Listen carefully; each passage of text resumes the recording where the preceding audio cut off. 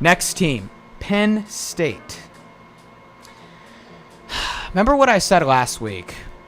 Because Penn State beat West Virginia 34-12. And people were quick to say, oh man, Penn State looks like they finally vaulted from that Tier 2 to that Tier 1. And then I compared Penn State's performance against West Virginia last year compared to Penn State's performance against West Virginia this year, and it was strikingly similar. Drew, our stats were similar, the score ended up being similar, and we know what happened to Penn State. Went 10-3, 3 losses to teams, 3 clear definitive losses to teams that they were obviously not better than, in Ole Miss, Michigan, and Ohio State. We saw that. Look, Penn State has questions that they did not have last year, and that's questions about their defense.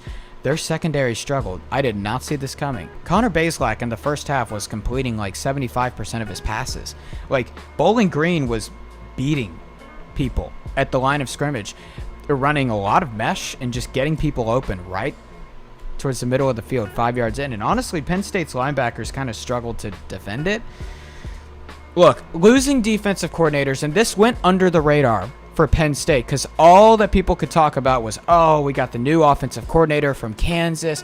Oh, Penn State, we got Julian Fleming and so. We finally have options at the receiving core. Losing Manny Diaz, one of the best defensive coordinators in college football, went strikingly under the radar, and it showed. It showed against Bowling Green because, you never see a Manny Diaz defense do something like that. Penn State is known, yes, they're known for losing to teams that they should, but they're also known to beating teams that they should. Rarely have you seen Penn State these last couple of years or so cough up a game in which they shouldn't have coughed up. They almost did, and that shows with Manny Diaz now not in the picture. In terms of the offense, who's the guy at wide receiver? We asked this same question. Now, Drew Allar looked good. Drew Allar was not the problem against Bowling Green. He looks more like the solution, honestly. He might have to be. The receivers, wide receivers only had, I have this stat right here. I was looking at it, fact-checking, making sure this is right. The wide receivers at Penn State had 3 combined catches last Saturday. 3 catches from the wide receiver position. It's the same questions.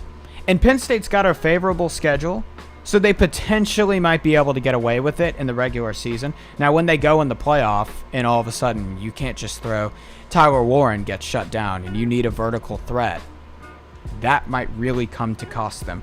They have a favorable schedule in the regular season, and so potentially might not matter. At USC, Ohio State, Washington, and Wisconsin, those are their toughest games. Honestly, it could easily go 10-2. Frick, man, maybe even 11-1. Because they're the better team against everyone that they play, except for 1, maybe 2 teams in USC. Look, Harrison Wallace, Julian Fleming, Kayvon Saunders, they're nowhere to be found. And that was the big thing for Penn State talking.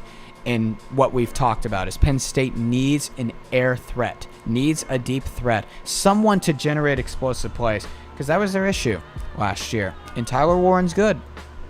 Seems to be a great option, but they're going to need some more help from there. And if the defense is down, potentially with Manny Diaz, and we're seeing those same questions at wide receiver, what is Penn State? Who is Penn State? Can they rely on Drew Allar to not drop back 15 times, but to drop back 25 times because the defense gives up a little more points and it's a shootout and you need to pass? The run game looks amazing. Nick Singleton looks like a Heisman candidate. Katron Allen is the best 1B, if you even want to call him that, in college football, probably. The run game looks great. I had 0 questions there. And, with Penn State struggling, I really want to talk about this. After Ohio State, who is the best team, second best team in the Big Ten? Right now, the model has Ohio State on a neutral as a double-digit favorite against every single team in the Big Ten. Every single one. Oregon, favored by 10 against. USC, Penn State, favored by 11 against on a neutral. The gap between Ohio State and every other Big Ten team, it's pretty massive. It is pretty massive right now. Unlike the SEC, where you have Ohio State in the Triple H model, and then you have like 5 SEC teams, that being number 2 Georgia, 3 Texas, 4 Ole Miss 5, Alabama, and 6 Tennessee, where it's an absolute dogfight. Ohio State's got some breathing room. With Penn State being down like this potentially, I am not concerned about Penn State just yet because their offense looks a little bit better. The defense just looks a step behind. This is something I'm going to wait and monitor and wait. We're in wait and see mode with Penn State and Alabama.